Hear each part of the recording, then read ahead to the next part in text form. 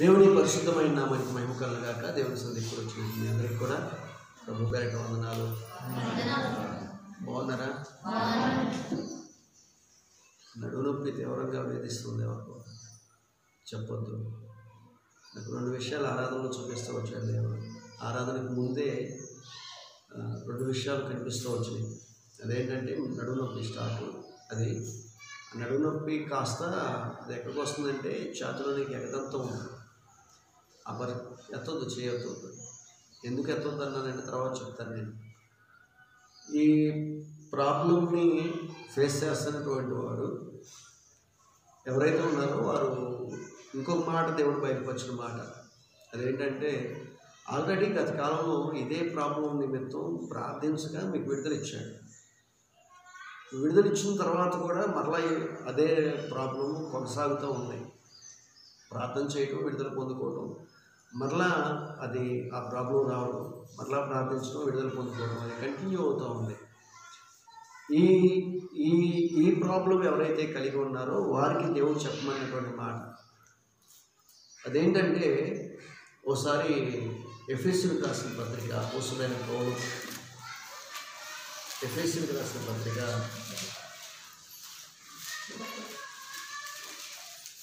6వ అధ్యాయము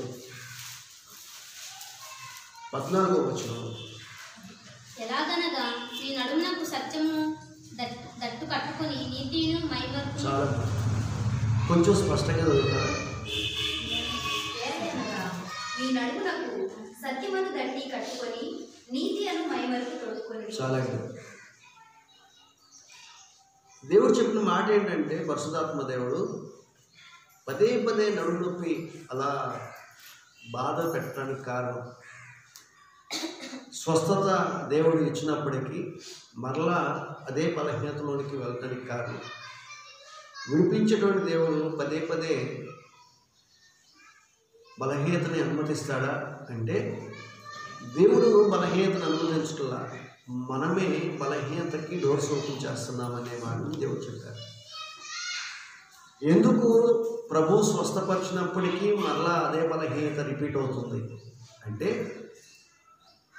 దేవుడు ఒకసారి విడిపించిన తర్వాత ఆ బలహీనతలోనికి మనం వెళ్ళకుండా ఉండాలంటే దుష్టుడికి మనం ఎక్కడ అవకాశం ఇవ్వకుండా ఉండాలి. దుష్టుడు మన జీవితంలోనికి రావడానికి అవకాశం లేకుండా మన యొక్క హృదయపు తలుపుల్ని మనం మూసేయాలి. ఎవరైతే ఈ ప్రాబ్లం ఫేస్ చేస్తున్నారో వారు చేయాల్సిన పని ఏంటంటే, మీరు ఎక్కడో దుష్టుడికి అవకాశం ఇస్తూ ఉన్నారు. మనం పురుషులు కానివ్వండి, స్త్రీలు కానివ్వండి, వాస్తవానికి మరి ఆ మాట అర్థమయ్యేటట్లు చెప్పడానికి ఈ మాట స్త్రీలకి ఆ మాట అన్వయించడం కొరకు ఆ మాట చెప్పక తప్పట్లేదు. వాస్తవానికి ఈ లైవ్లో సహజంగా ఆ మాట సంబోధించకూడదు, కానీ మీకు అర్థమవటం కోసం ఆ మాట చెప్తున్నారు తప్పించి తప్పుగా భావించవద్దు అని మనం చేస్తున్నాం. పురుషులకైతే ధైర్యంగా చెప్పవచ్చు. సహజంగా పురుషులు వేసుకున్నట్టు ప్యాంట్ జారిపోకుండా ఉండటం కొరకు బెల్ట్ పెట్టుకుంటాం. స్త్రీలు కట్టుకునేటువంటి ఆ వస్త్రాలు లంగా జారిపోకుండా ఉండటం కొరకు బొందుతో కట్టుకుంటారు. ఎలాగైతే ఆ వస్త్రాలు జారిపోకుండా కిందకి జారకుండా ఉండటం కొరకు ఆ బొందు కానివ్వండి, బెల్ట్ కానివ్వండి, అది ఎలా ఉపయోగపడుతుందో, అలాగే భక్తిలో మనం సన్నగిల్లిపోకుండా ఉండినట్లుగా, ఆత్మీయతలో మనం దిగజారిపోకుండా ఉండినట్లుగా మనము కూడా చేయవలసింది ఆత్మ సంబంధమైనటువంటి జీవితానికి, ఆత్మ సంబంధమైనటువంటి జీవితం అనేటువంటి శరీరానికి ఆ నడుముకు సత్యము అనేటువంటి దట్టి, సత్యము అనేటువంటి బెల్ట్ మనం పెట్టుకోవాలి. సత్యము అంటే ఎవరు అంటే, యోహాను సువార్త 6వ అధ్యాయము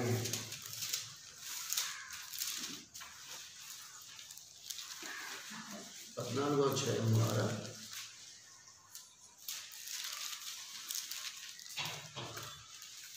14వ అధ్యాయం 6వ వచనం. యేసు నేనే మార్గమును సత్యమును జీవమును. చాలండి. సత్యము అనేటువంటి గట్టిని మనం పెట్టుకోవాలి అంటే, సత్యము అంటే ఏంటయ్యా అంటే యేసు ప్రభువే. ఆమేన్, హల్లెలూయా.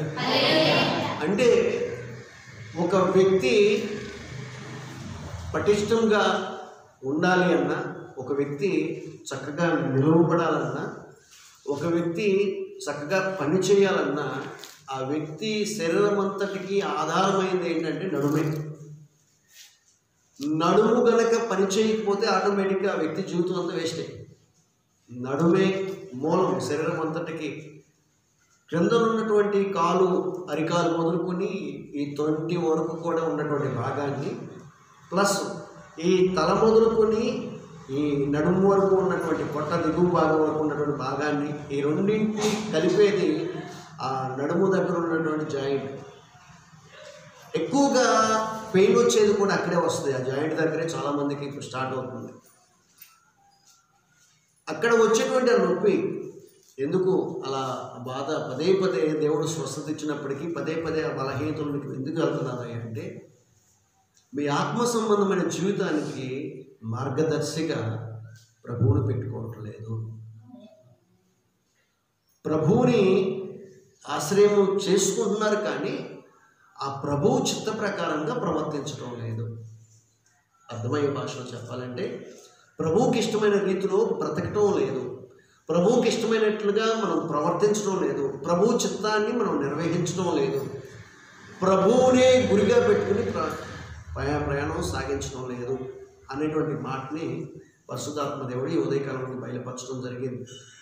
ఎవరైతే ఈ బలహీనత నిమిత్తం ప్రార్థన చేయించుకుని గత కాలంలో విడుదల పొందుకుని మరలా అదే బలహీనతలో కొనసాగుతున్నారో వారికి దేవుడు చెప్తున్నటువంటి మాట ఏంటంటే అంటే, మీరు ప్రభువును నమ్మారు కానీ ఆ నమ్మకాన్ని కొంతవరకే ఉపయోగించుకుంటూ ప్రభువుని మార్గదర్శకుడిగా పెట్టుకుని ముందుకు కొనసాగట్లేదనే మాట చెప్తూ ఉన్నారు. సత్యం అనేటువంటి దట్టిని మీ నడుముకు కట్టుకోనండి అని చెప్తూ ఉన్నారు. స్పష్టంగా నాకు ఆ వాక్యం చూపిస్తూ వచ్చారు ప్రభు ఎంతోమంది. కనుక అందుకే నేను చేయొద్దన్నాను. ఒకవేళ చేయొద్దే ఎవరు పలానా వాళ్ళనే సంగతి మిగిలిన అర్థమవుతుంది, తద్వారా మిమ్మల్ని చిన్నపుచ్చినట్లు అవుతుంది. కనుక మిమ్మల్ని చిన్నపుచ్చాలంటే ఆలోచన నాకు లేదు. వ్యక్తిగతంగా మీకు మీరు పరిశీలన చేసుకోండి. మీరు ఎక్కడ దుష్టునికి అవకాశం ఇస్తున్నారో, ఎక్కడ దేవుని చిత్త ప్రకారం ప్రవర్తించడం లేదు అనేటువంటి దాన్ని మీరే పరిశీలన చేసుకుని మిమ్మల్ని మీరు సరి చేసుకోమని పరిశుద్ధాత్మ దేవుడు ఈ సేవకుల ద్వారా తెలియపరుస్తూ ఉన్నాడు. ఆమేన్.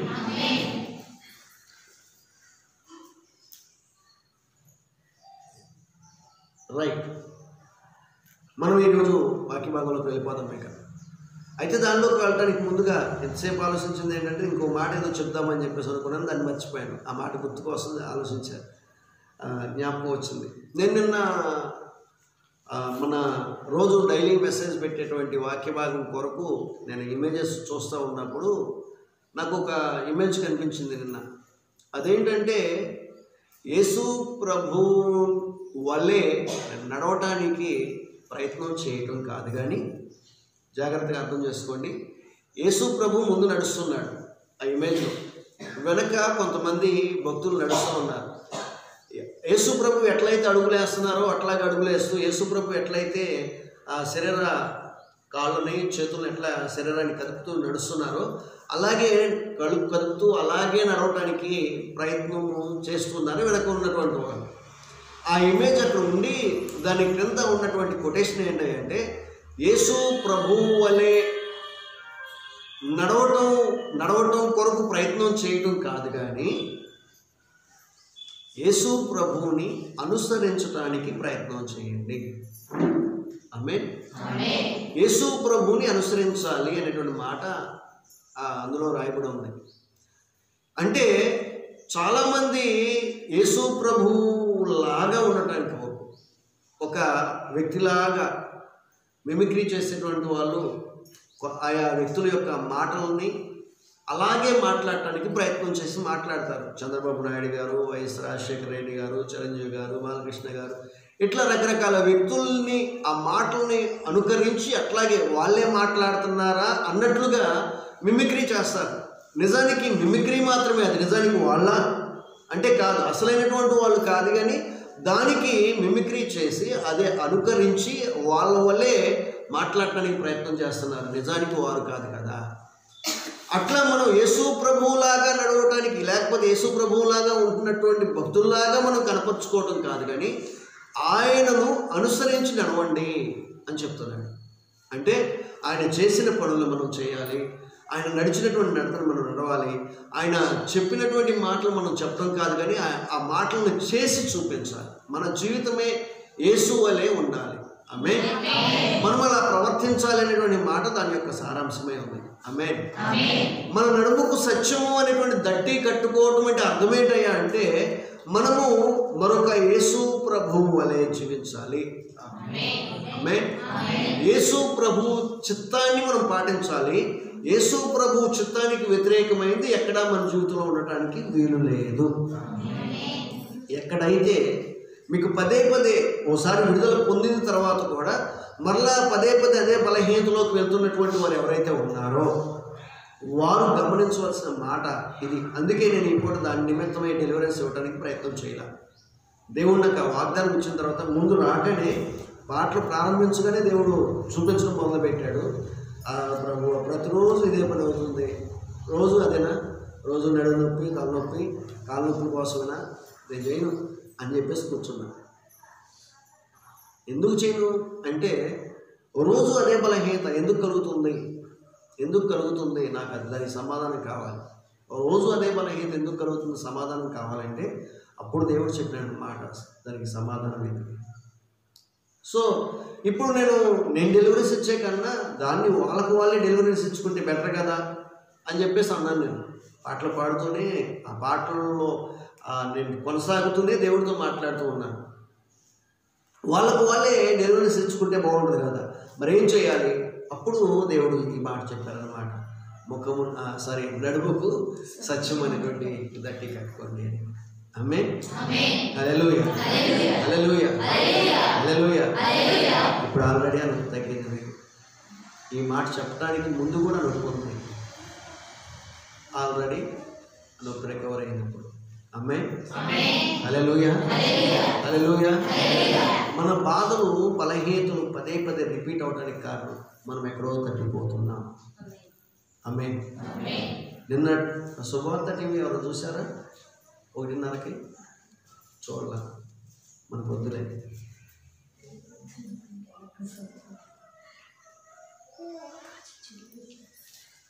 చక్రవాకం సీరియల్ వస్తుందో రావట్లేదు. సీరియల్ టైంకి మాత్రం మిస్ అవ్వం అస్సలు.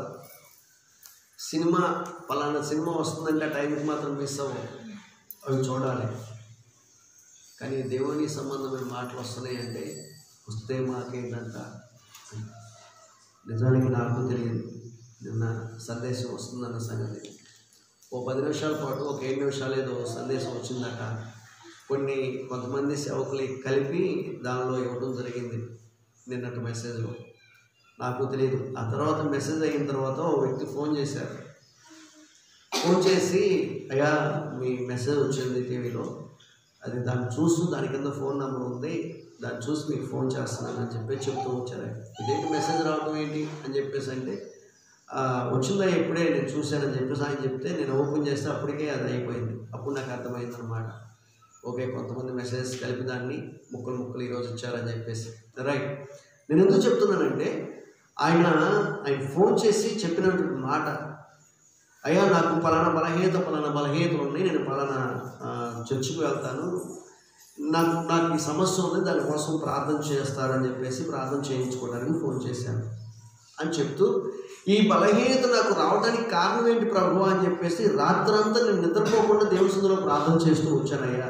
అయినప్పటికీ నా బలహీనతకి సమస్యకి పరిష్కారం దొరకలేదు. నేను రాత్రంతా ప్రార్థన చేస్తూ వచ్చాను. ఏమని ప్రార్థన చేస్తూ వచ్చానంటే, ఎందుకు ఈ సమస్య వచ్చింది, నాలో ఏదైనా తప్పిదాలు ఉన్నాయా చూపించు ప్రభు, ఒప్పుకుంటానని చెప్పేసి నా బలహీనతలన్నీ ఒప్పుకుని ప్రార్థన చేస్తూ వచ్చాను, నా లోపాలన్నీ ఒప్పుకుని ప్రార్థన చేస్తూ వచ్చాను.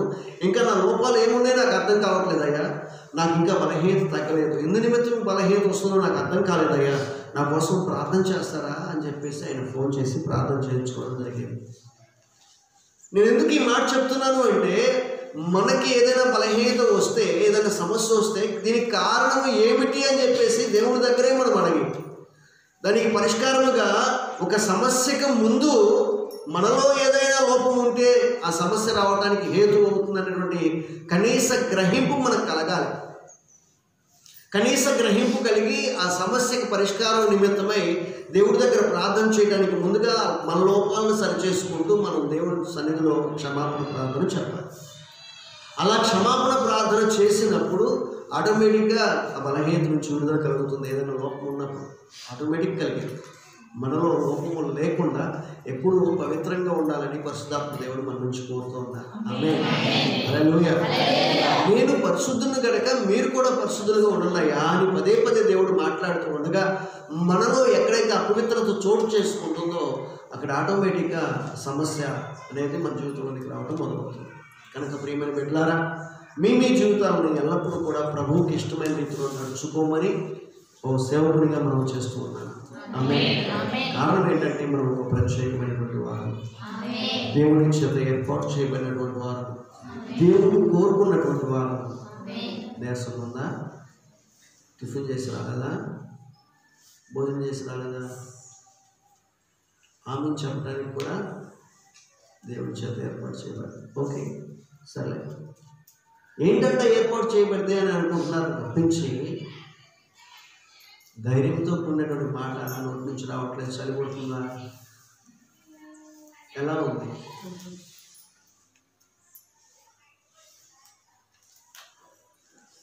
కేంద్ర క్యాబినెట్లోనికి ఒక ఎంపీని మెంబర్గా తీసుకుంటే అసలు ఆ ఎంపీ కాదు, ఆ నియోజకవర్గంలో ఉన్నటువంటి ప్రజలందరూ సంబరాలు చేసుకుంటారు. రాష్ట్ర క్యాబినెట్లోనికి ఒక ఎమ్మెల్యేని సభ్యుడిగా తీసుకుంటే ఆ ఎమ్మెల్యే ఇంటి దగ్గర అంతా కూడా పండగ వాతావరణం. ఎంత పండగ చేసుకున్నట్లుగా, సంబరాలు జరుపుకున్నట్లుగా ఓ ఊరేగింపు చుట్టూ ఉంటారు. మొన్న ఏలూరులో ఉన్నటువంటి ఎమ్మెల్యే గారు, ఆయన పేరు ఎమ్మెల్యే గారు, ఏలూరు నియోజకవర్గం నాని గారు, ఆల నాని గారు, ఆయన్ని డిప్యూటీ సీఎం చేశారంట. ఆ రోజున ఏదో పని మీద నేను ఏలూరు వెళ్తే మొత్తం దాదాపుగా సత్రంపాడు మొదలుకొని ఫైర్ స్టేషన్ అవతల వరకు కూడా మొత్తం విపరీతంగా బళ్ళు, కార్లు, వెహికల్స్, జనాలు విపరీతమైన గోళ్ళు, ఊరేగింపు, డ్రమ్స్, పెద్ద పెద్ద సౌండ్ డీజే బాక్సులు పెట్టేసి రోడ్లన్నీ బ్లాక్ చేయబడినట్లుగా నానా హంగామా హడావుడి చేస్తూ వచ్చారు. ఎన్ని సంవత్సరాలు ఉంటుందో తెలియనటువంటి పదవి కోసమే అంతమంది జనము హడావుడి చేస్తూ ఉంటే, అరే దేవుని యొక్క క్యాబినెట్లోనికి మనం సభ్యులుగా చేర్చుకున్నాడు దేవుడు అంటే సంతోషం లేకుండా అవునా? కనీసం ఆమెను కూడా రావట్లా, ఇప్పుడు కూడా రావట్లా.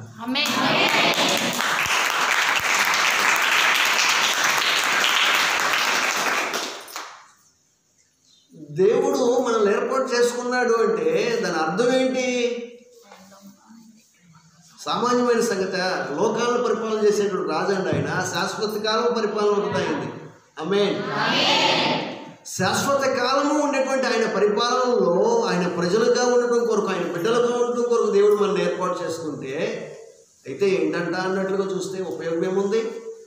మీలో ఆ చలనం వచ్చినప్పుడే, మీలో ఆ కదలిక వచ్చినప్పుడే, మీలో ఆ చైతన్యం వచ్చినప్పుడే ఆయన క్యాబినెట్లో ఒక సభ్యుడుగా మీరు మార్చబడి అక్కడ ఉపయోగపడతారు. ఆమేన్. హల్లెలూయా. హల్లెలూయా. హల్లెలూయా. క్యాబినెట్లోనికి ఒక మంత్రిగా తీసుకున్న తర్వాత వెళ్ళి సంతకం పెట్టి రావాలిగా. అక్కడికి వెళ్ళి సైన్ చేసి ఒక మంత్రిగా మీరు అటెండ్ అవ్వాలి కదా. ఆ క్యాబినెట్ మినిస్టర్గా ఉన్నటువంటి పై ఉన్నటువంటి నాయకుడితో కలిసి పనిచేయాలి కదా. పని చేస్తేనే కదా ఆ హోదా దక్కేది. నిన్ను మినిస్టర్గా చేసామయ్యా అంటే చేశారా, ఓకే అండి అని చెప్పేసి ఇక్కడ కూర్చుంటే ఉపయోగం ఏంటి? మినిస్టర్గా చేసినటువంటి ఆయన దగ్గరికి వెళ్ళి అక్కడ కనిపించి ఆయనకి అక్కడ సంతకాలు పెట్టి ఆ కార్యక్రమాలన్నీ పూర్తి చేసుకుని వచ్చిన తర్వాత దానికి సంబంధించిన అధికారపూర్వకమైన సర్టిఫికేట్ తెచ్చుకున్న తర్వాత దానికి సంబంధించిన స్టాంప్ తయారు చేసుకుని ఈయన కార్యక్రమాల తతంగాలు మొదలు పెట్టాలి. అక్కడ ఇచ్చేటువంటి అధికారపూర్వకమైనటువంటి ఆ సర్టిఫికేట్ తీసుకోకుండా ఇక్కడ కూర్చుని సైన్ చేయకుండా ఇక్కడ కూర్చుని నేను క్యాబినెట్ మినిస్టర్ అని చెప్పి సైన్ చేస్తాను ఇక్కడ అంటే కుదరదు కదా. దేవుడు కూడా మనకు ఒక అధికారాన్ని ఇస్తుంటే, మనకు ఒక స్థాయిని కల్పిస్తూ ఉంటే దాన్ని మనం చేతుల్లోకి తీసుకోకుండా, దాన్ని మనం అనుభవించకుండా దేవుడి ద్వారా మనం కార్యాలు చేయాలి, చూడాలి, అనుభవించాలంటే వాటిని మనం సొంతం చేసుకోలేము. కనుక అక్కడ ఉన్నటువంటి ఆ మినిస్టర్ పదవి కన్నా పైన ఉన్నటువంటి ఆ పదవి శ్రేష్టమైంది.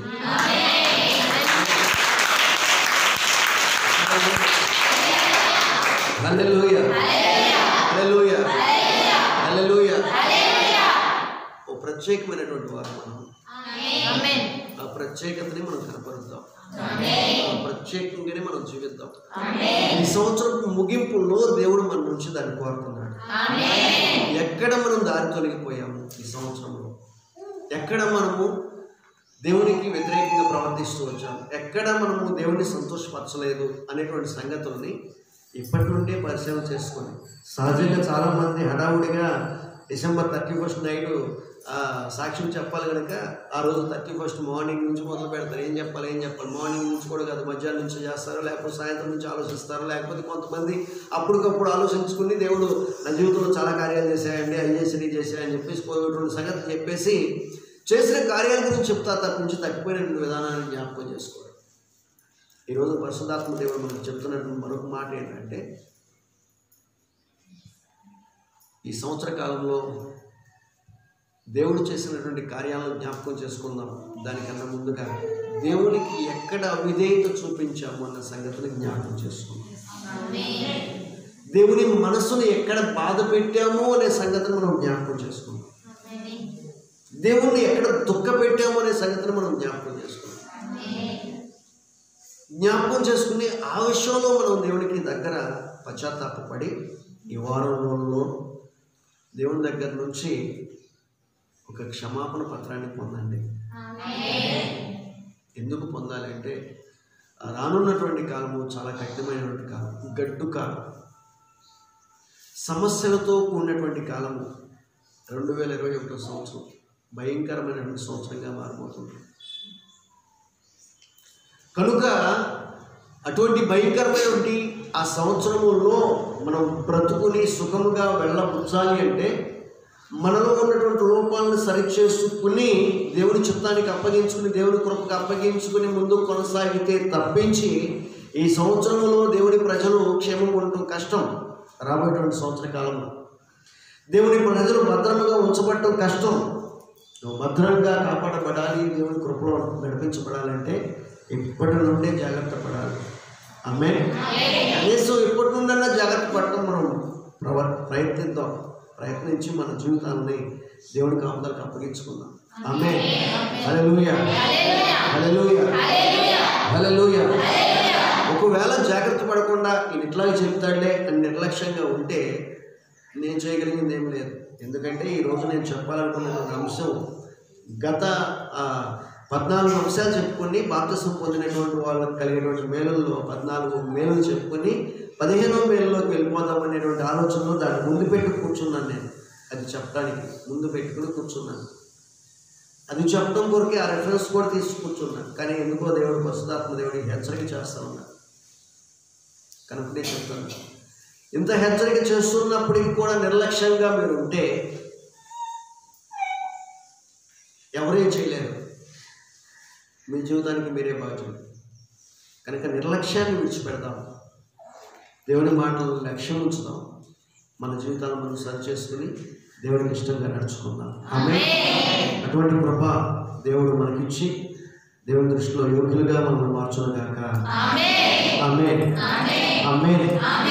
ఓకే, దేవుని బిడ్డలారా, ఈ సమయమందు దేవుని సన్నిధిలో తండ్రి కుమార పరిశుద్ధాత్మ నామములో బాప్తిస్మము పొందినటువంటి వారి జీవితంలో దేవుని ద్వారా కలిగేటువంటి 15వ మేలు ఏమిటయ్యా అనేది మనం చూసినట్లయితే నిత్య జీవమునకు మనము వారసులం అవుతాము. ఆమేన్. ఎవరైతే బాప్తిస్మము తీసుకుని దేవుని బిడ్డలుగా ముద్రించబడతారో వారు నిత్య జీవమునకు వారసులుగా మారతారు. ఆమేన్. హల్లెలూయా, హల్లెలూయా, హల్లెలూయా. చూడండి, యోహాను సువార్త 3వ అధ్యాయము 14వ వచనం నుంచి, యోహాను సువార్త 3వ అధ్యాయము 14వ వచనం. అరణ్యంలో మోషే సర్పములు ఎలాగ ఎత్తెనో అలాగే విశ్వసించు ప్రతివాడును నశింపగా ఆయన ద్వారా నిత్య జీవం పొందినట్లు మనుష్య కుమారుడు ఎత్తబడవలెను. దేవుడు లోకమును ఎంతో ప్రేమించును కాగా ఆయన తన అద్వితీయ కుమారునిగా పుట్టిన వాని యందు విశ్వాసముంచు ప్రతివాడును నశింపక నిత్య జీవం పొందినట్లు ఆయన్ను అనుగ్రహించెను. చాలండి.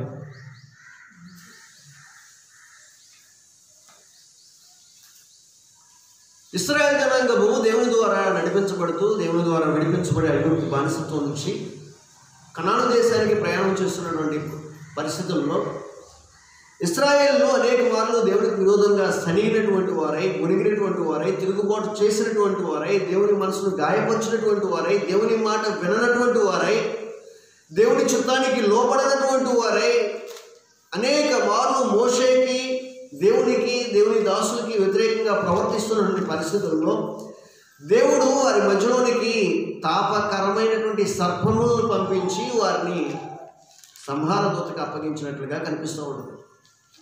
అనేక మంది సహజంగా అరణ్యములో పాము కరిస్తే కొన్ని పాములకి ఆ విషానికి, విరుగుడికి మందు కూడా ఉపయోగిస్తూ వచ్చేవారు. చాలా సందర్భాల్లో ఆ మందును ఉపయోగిస్తున్నప్పుడు వారికి చాలా సందర్భాల్లో విడుదల కలుగుతూ వచ్చింది. కానీ ఇక్కడికి వచ్చేసరికి ఎన్ని రకాల పసర్లు వేసినప్పటికీ పరిష్కారం కనిపించట్లా. ఎన్ని రకాల వైద్యాలు చేసినప్పటికీ బ్రతకట్లా. ఆ పాము కరిచినటువంటి వారు చావడం తప్పించి బ్రతికేటువంటి వాడు ఎవడు కనిపించట్లా. అప్పుడు ఇశ్రాయేలు జనాంగం వచ్చి మోషే దగ్గరకు వచ్చి, అయ్యా మా పరిస్థితి ఇది, మాకు ఇగో రకరకాల సర్పాలు కరుస్తూ ఉన్నాయి, అది కరిచినటువంటి వారికి చస్తనాడు తప్పించి బ్రతకట్లేదు, దీనికి పరిష్కారం చూపించండి అయ్యా అని చెప్పేసి మోషే దగ్గరకు వచ్చి బ్రతిమలాడినప్పుడు, మోషే ఇశ్రాయేలు ప్రజల పక్షంగా ప్రార్థన చేసినప్పుడు దేవుడి దగ్గర మోషేకి దేవుడు మాట్లాడినటువంటి మాట, ఏ పాము అయితే వారిని కరుస్తుందో, తాపకరమైనటువంటి సర్పము, భయంకరమైనటువంటి, అంటే ఆ పాము కరిచినప్పుడు విపరీతమైన దాహం వేస్తుందంట వాళ్ళకి. దాహం దాహం దాహం ఎన్ని నీళ్లు తాగినప్పటికీ వాళ్ళకి ఒక నాలుకకి ఆ దాహం తీరట్లేదు. నీళ్ళు తాగుతున్నారు, పొట్ట అయితే ఫుల్ అయిపోతుంది, విపరీతంగా పొట్ట ఉబ్బిపోతుంది, నీరు తాగుతున్నారు, దాహం తీరట్లా, దాహం దాహం దాహం అని తప్పించిపోతున్నారు. తాగటానికి పొట్ట సహకరించట్లేదు, తాగకపోతే నోట్లో నీళ్ళు లేకపోతే నోరు నాలుక పీకిపోతుంది. సహించలేని, భరించలేని ఆ వేదనతో ఇశ్రాయేలు బాధను అనుభవిస్తూ వచ్చారు. నాలిక పీకుకు పోవటానికి కారణం ఏంటయ్యా? దాహం తీరకపోవడానికి కారణం ఏంటయ్యా అంటే, ఏ నాలుకైతే పదే పదే పీకిపోతూ వారు విపరీతమైన తాపాన్ని నాలుకలు అనుభవిస్తూ వచ్చారో కారణం చెప్పమంటారా? ఆ నాలుకే వారి మీదకి శాపాన్ని తీసుకుని వచ్చింది. ఆ నాలుకే వారి మీదకి శాపాన్ని, ఆ నాలుకే వారి మీదకి దోషాన్ని తీసుకువచ్చింది. నాలుకతో వారు మాట్లాడకూడనటువంటి మాటలన్నీ దేవుడికి వ్యతిరేకంగాను, సేవకులకు వ్యతిరేకంగా మాట్లాడుతూ వచ్చారు. కనుకనే అక్కడ వారి నాలుకకి దాహము తీరకుండా, ఎంత నీరు తాగినప్పటికీ దాహం తీరకుండా, పొట్ట నిండిపోతుంది కానీ దాహం తీరక నాలుగు పీకిపోతూ భరించలేని వేదన అనుభవిస్తూ వచ్చారు. ఈ రోజున ప్రజలు రకరకాల సమస్యలు అనుభవించడానికి కారణం ఏంటయ్యా? చివరికి దేవుని ప్రజలు కూడా ఆ సమస్యల్లోనికి వెళ్ళిపోవడానికి కారణం ఏంటయ్యా అంటే, ఏ సమస్యల్లోనికి ఆ ప్రజలు వెళ్తున్నారో ఆ సమస్యలకు మూలం అక్కడే ఉందన్న సంగతి గమనించాలి. మనం వేదన అనుభవిస్తున్నాము అంటే దానికి కారణం దేవుని మనసుకి ఎక్కడో వేదన కలిగిస్తున్నామేమో. మనం కన్నీరు కారుస్తున్నామంటే దానికి కారణం దేవుణ్ణి ఎక్కడో, ప్రభువుని ఎక్కడో ఏడ్పించామేమో. పరిశీలన చేసుకోవాలి. మనలో ఉన్నటువంటి లోపాలు, మన బలహీనత పదే పదే కొనసాగుతూ ఉందంటే, పదే పదే రిపీట్ అవుతూ ఉందంటే బలహీనత, దానికి కారణం ఏంటయ్యా అంటే, మనము ఎక్కడో దేవుని మనసుని గాయపరుస్తూ ఉన్నాం. మనం గాయపరచబడుతూ ఉన్నాం, పదే పదే గాయాల పాలవుతున్నామంటే కారణం ఏంటంటే, పదే పదే ప్రభు యొక్క శరీరాన్ని గాయం చేస్తూ ఉన్నాం, ఆయన గాయాలు రేపుతూ ఉన్నాం. మాననటువంటి గాయాలు, మాననటువంటి బాధలు మనకు కలుగుతున్నాయి అంటే దాని అర్థం అదే. మనం ఎక్కడో ప్రభువుని గాయాలు రేపుతూ ఉన్నాం. కనుక ప్రియమైన దేవుని బిడ్డలారా, ఈ పగటి కాలం మనం చేయాల్సిన పని ఏంటయ్యా అంటే మనం ఎక్కడ తప్పిపోయాము, ఎక్కడ తొలగిపోయాము, ఎక్కడ ఆయన మనసును బాధ పెడుతున్నాం మన సంగతిని గమనించాలి. ఇక్కడ చెప్తున్నాడు, మోషే అరణ్యములో ఎలాగైతే ఇత్తడి సర్పాన్ని ఎత్తాడు, అక్కడ దేవుడు చెప్పాడు మోషేకి ఏమని చెప్పాడంటే, ఇదిగో తాపకరమైన సర్పాలు వాటిని కరిచినప్పుడు చస్తున్నారు కనుక ఇప్పుడు అలాంటి సర్పమునే, ఇత్తడి సర్పమును మరొకటి చేసి అది ఎత్తుగా నిలబెట్టండి. ఎవరైతే ఆ సర్పము చేత కరవబడినటువంటి వ్యక్తి ఆ సర్పముని నిదానించి తేరి చూచినప్పుడు, ఆ సర్పమును నిదానించి తేరి చూచినప్పుడు ఆ సర్పం వైపు, ఇత్తడి సర్పం వైపు పాము కరిచినటువంటి వ్యక్తి అలాంటి పాము రూపాన్ని, ఇత్తడి రూపాన్ని తయారు చేయబడినటువంటి ఆ సర్పం వైపు నిదానించి చూచినప్పుడు వాడికి ఆ విషయం వెళ్ళిపోతుంది.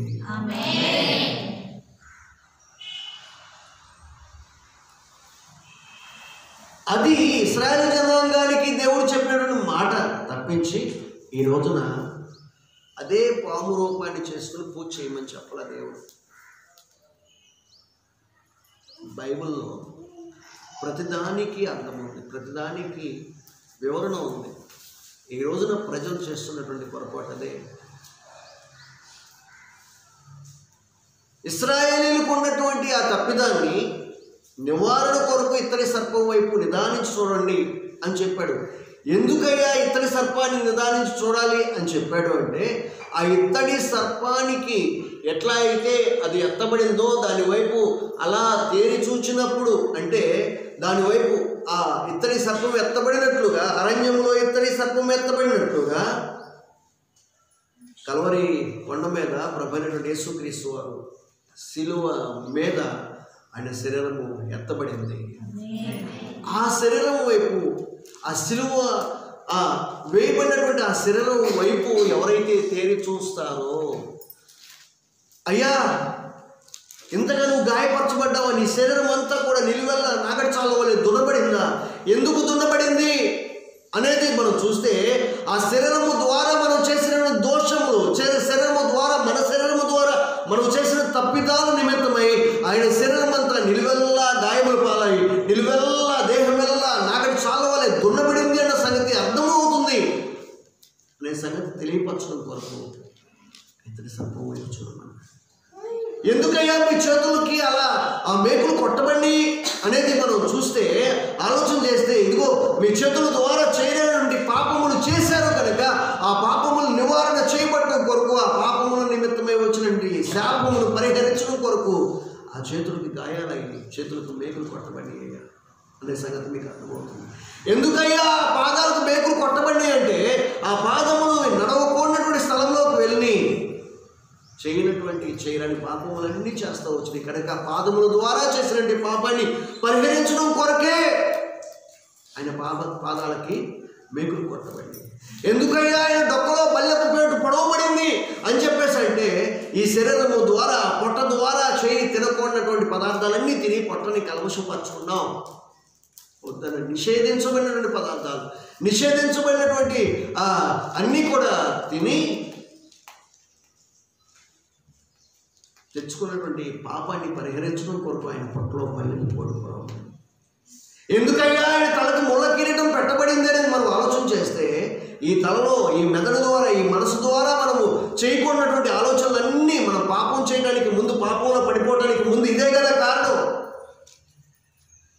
ఈ మనసు ద్వారా చేసిన పాపాన్ని పరిహరించడం కొరకు ఆ తలకి ముళ్ళ కిరీటం పెట్టబడిందన్న సంగతి అర్థమవుతుంది. అందుకే ఆ ఇత్తడి సర్పాన్ని నిదానించి చూచినటువంటి వాడికి స్వస్థత కలుగుతుంది, ప్రాణాలు తప్పించబడతాయి, ప్రాణాల నుంచి ఆ ప్రాణం పోయే స్థితి నుంచి విమోచించబడి వాడికి జీవం అనుగ్రహించబడుతుందని చెప్పాడు. హల్లెలూయా, హల్లెలూయా. ఇక్కడ అదే మాట చెప్తూ ఉన్నాడు యోహాను భక్తుడు. ఏమని చెప్తున్నాడు మరొకసారి చూద్దాం. అరణ్యంలో మోషే సర్పంని ఎలాగ ఎత్తునో అలాగే విశ్వసించు ప్రతివాడును నశింపక ఆయన ద్వారా నిత్య జీవం పొందినట్లు మనుష్య కుమారుడు ఎత్తబడవలెను. ఆమేన్, ఆమేన్. దేవుడు చాలండి. మోషే సర్పమును ఎలాగెత్తెనో ఇత్తడి సర్పాన్ని, అలాగే విశ్వసించు ప్రతివాడు నశింపగా ఆయన ద్వారా నిత్య జీవమును పొందినట్లు మనుష్య కుమారుడు ఎత్తబడవలను అని ఏం చెప్తున్నాడంటే, అప్పుడు యేసు ప్రభు చనిపోలేదు కదా, యేసు ప్రభువు శిలువ మీద మరణించలేదు కదా, మరణించక క్రితమే యేసు ప్రభు నోటి నుంచి చెప్పినటువంటి మాటలు మనుష్య కుమారుడుగా, శిలువ మీద మరణించేటువంటి వ్యక్తి మనుష్య కుమారుడుగా యేసు ప్రభు తను సంబోధించుకున్నాడు. దేవుని కుమారునిగా అంటే మనుషులకు ప్రతినిధిగా యేసు ప్రభు మనుష్య కుమారుడుగా తను తాను చెప్పుకుంటే, దేవుని కుమారుడిగా, దేవునికి ప్రతినిధిగా యేసు ప్రభు తను చూపించుకుంటూ వచ్చాడు. ఆమేన్. హల్లెలూయా, హల్లెలూయా. నేను కొన్ని విషయాలు దీని గురించి స్టడీ చేస్తున్నప్పుడు కొన్ని విషయాలు బయలుపరచబడుతూ ఉన్నాయి. కొన్ని విషయాలు ఆయన బయలుపరుస్తుంటే అబ్బా ఇంతటి సంగతులు, ఇంత రహస్యం ఇందులో ఈ మాటలు దాగి ఉందా అనేటువంటి విషయం నాకు అర్థమవుతూ వచ్చిందండి. మనము ఒక్కొక్క విషయాన్ని ధ్యానం చేస్తూ ఉంటే అసలు వచనం వెంబడి వచనాన్ని ధ్యానం చేస్తుంటే కొన్ని వచనాలకి ఎంత ధ్యానం చేసినప్పటికీ ఇంకా మిగిలి ఉంటుందా అన్నట్లుగా కనిపిస్తూ ఉంది. సరే, ఆ విషయాలన్నీ మనం ప్రస్తావించుకోవడం కాదు, కానీ ఇక్కడ ఎవరైతే విశ్వసిస్తారో, విశ్వసించు ప్రతివాడు అంటే కేవలం మనం విశ్వాసం వస్తున్నాం కండి అందుకే కాదండి దేవుడి సంధికి వస్తుంది అని చెప్పేసి అనుకుంటారేమో. ఇక్కడ విశ్వసించుటము అంటే నమ్మి బాప్తిస్మం పొందటము అనే సంగతి మనం అర్థం చేసుకోవాలి. బైబిల్లో విశ్వసించడం, విశ్వాసం ఉంచడం, నమ్మటం అనేటువంటి మాట కనిపించింది అంటే దాని అర్థం ఏంటంటే వాడు నమ్మి బాప్తిస్మం పొందాడు అన్న సంగతి గమనించాలి. ఆమేన్. క్రొత్త నిబంధన కాలంలో క్రైస్తవులైనటువంటి వారు ప్రతి ఒక్కరూ కూడా వారు నమ్మిన వెంటనే బాప్తిస్మం ఇస్తూ వచ్చారు. ఆ కాలంలో ఒక వ్యక్తి ప్రభువును నమ్మిన వెంటనే బాప్తిస్మం ఇచ్చి వాళ్ళ సంఘంలో సభ్యులుగా చేరుస్తూ వచ్చారు. ఈ కాలంలో లాగా నమ్మిన వెంటనే బాప్తిస్మం నమ్మిన వెంటనే ఈ కాలంలో బాప్తిస్మం ఇవ్వట్ల కారణం ఏంటంటే ఆ కాలంలో వారు నమ్మి బాప్తిస్మం పొంది ప్రభువుకి ఇష్టమైన రీతిలో భక్తి చేస్తూ వచ్చారు. ఈ రోజు నమ్మి బాప్తిస్మం తీసుకుని ప్రభువుకి కష్టమైన రీతిలో భక్తి చేస్తున్నారు కనుక నమ్మిన వెంటనే క్రైస్తవులకి బాప్తిస్మం ఈ రోజు ఇవ్వట్లేదు. బాప్తిస్మం తీసుకున్న తర్వాత కూడా వారు దేవునికి ఇష్టలుగా జీవించలేకపోతున్నారు. ఆ కాలంలో బాప్తిస్మం తీసుకుని నమ్మి దేవునికి ఇష్టలుగా వారు ఉంటూ వచ్చారు. ఆమేన్. హల్లెలూయా. మనము దేవునికి ఇష్టమైనటువంటి వారిగా ఉండాలి. ఆమేన్. హల్లెలూయా. కనుక నమ్మి బాప్తిస్మం పొందేటువంటి వారు ఎవరైతే ఉంటారో వారు నిత్య జీవమును సొంతం చేసుకుంటారు. ఆమేన్. బాప్తిస్మం పొందినటువంటి వారికి దేవుడు చేసేటువంటి 15వ మేలుకి వారికి నిత్య జీవము ఇవ్వబడుతుంది. ఆమేన్. వాస్తవానికి అండి ఆదాము నిత్య జీవానికి వారసుడయ్యాడు. ఆదాము దేవుడు మొదట్లో అసలు ఈ నిత్య జీవం అనేది ఆదాముకే వాగ్దానం చేయబడింది. ఈ నిత్య జీవం అనేది ఆదాముకే వాగ్దానం చేయబడింది, కానీ ఆదాము దాన్ని సొంతం చేసుకోలేకపోయాడు. ఆదాము దాన్ని పోగొట్టుకున్నాడు కనుక మన దాకా వచ్చింది అది. ఆమేన్. హల్లెలూయా, హల్లెలూయా. ఒకవేళ ఆదాము కనుక దాన్ని పొందుకున్నట్లయితే మనం ఈ రోజున మరొక స్థితిలో ఉండేవాళ్ళం. అదే ఏదైనా తోటలో ఈ రోజున ఈ పాపపు ప్రపంచంలో ఉండేవాళ్ళం కాదు. అదే ఏదైనా తోట, ఆ ఏదైనా తోట విస్తరిస్తూ ఉండేది. ఆమేన్. హల్లెలూయా. ఎంతటి తోటం చేశాడు ఆ రోజు నాకు తెలియదు, కానీ దేవుడు నేను అనుకుంటాను ఏదైనా తోట అనేది ఒకవేళ ఆదాము దేవుడితోనే ఉండి ఆదాము వాళ్ళు దేవుడి మాట వింటూ దేవుడి చిత్తాన్ని నెరవేరుస్తూ దేవుడు చెప్పినప్పుడు వాళ్ళు ఫలించి అభివృద్ధి పొంది విస్తరించి భూమిని అప్పుడు నిర్ణయించినట్లయితే, ఆ విధంగా నిర్ణయించినట్లయితే అప్పుడు ఇప్పుడు ఉన్నటువంటి భూలోకం అంతా కూడా ఏదైనా తోటలాగా ఉండేది. ఆమేన్. చెప్పండి కూడా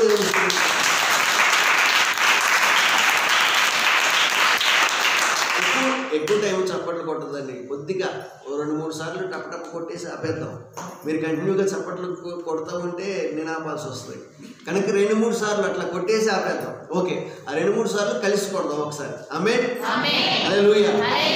ఇక్కడ ఆదికాండం 3వ అధ్యాయము 1వ అధ్యాయము 27వ వచనంలో, ఆదికాండం 1వ అధ్యాయం 27వ వచనంలో ఆయన ఏం చెప్తున్నాడు? 28వ వచనంలో దేవుడు వారిని ఆశీర్వదించెను. ఎట్లనగా మీరు ఫలించి అభివృద్ధి పొంది విస్తరించి భూమిని నిండించి దానిని లోబరుచుకొనుడి. చాలండి.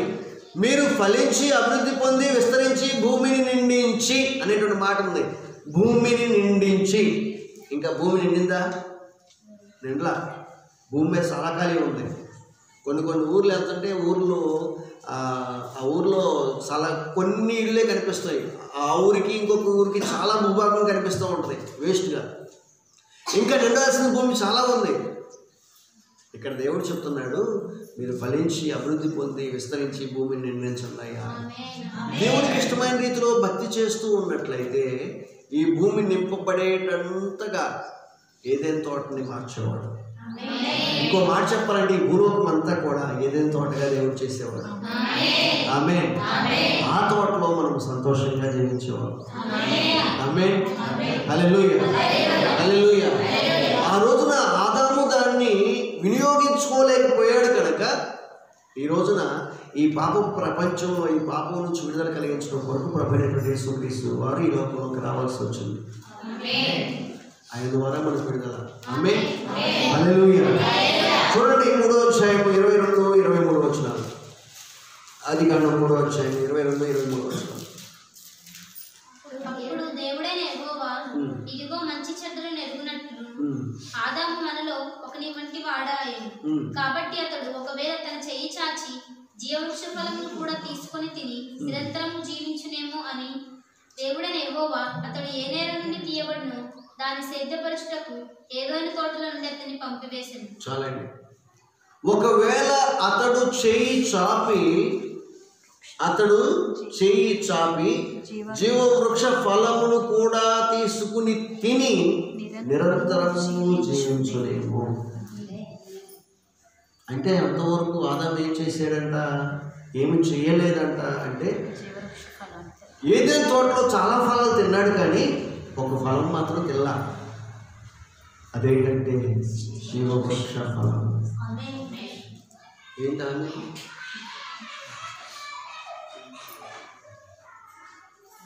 ఆదాము అన్ని ఫలాలు తిన్నాడు, తినవద్దని చెప్పిన ఫలం కూడా తిన్నాడు చివరికి.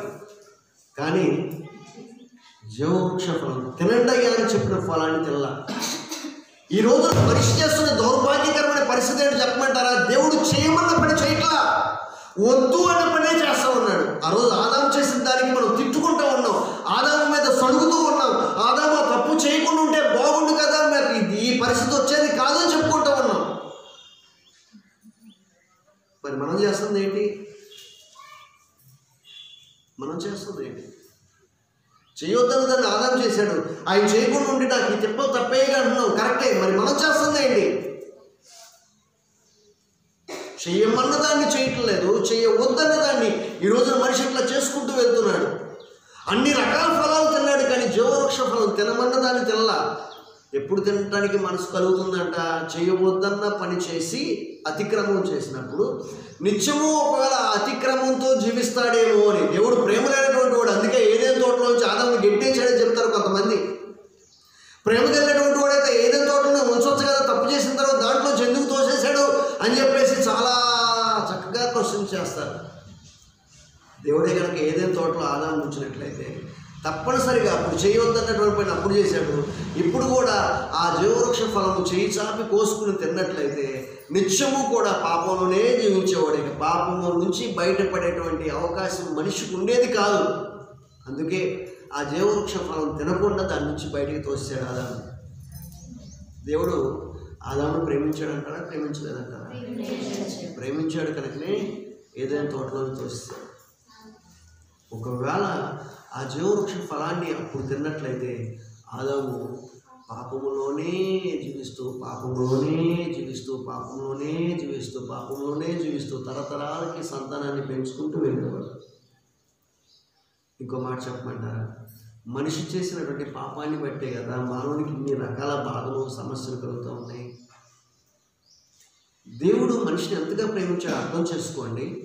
ఒక వ్యక్తి తాను చేసినటువంటి పాపాన్ని బట్టి శిక్షణ అనుభవిస్తూ ఉంటే మనిషికి చావు లేకుండా, శరీర సంబంధమైనటువంటి చావు లేకుండా ఆ పాపపు శిక్ష బ్రతినంత కాలం అనుభవించడం అంటే అది నరకం కాక ఇంకేమవుతుంది?